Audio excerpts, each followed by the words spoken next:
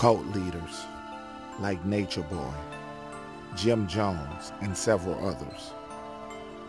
Be aware that they are after your kids' innocence. I'm here to make this video to make you aware of people like Nature Boy, Eligio Bishop, understanding that he is out here to manipulate the minds of the children, of the young people.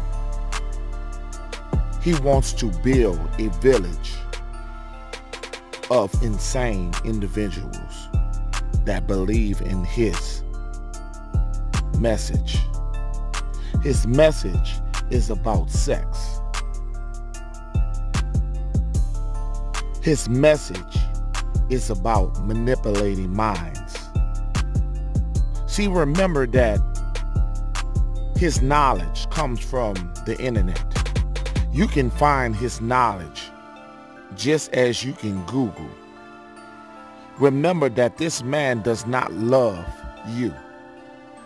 You cannot love anybody without loving yourself. Understanding the true meaning of self-love. Self-hatred is listening to somebody who's telling you that he is the Messiah. You can never be the Messiah.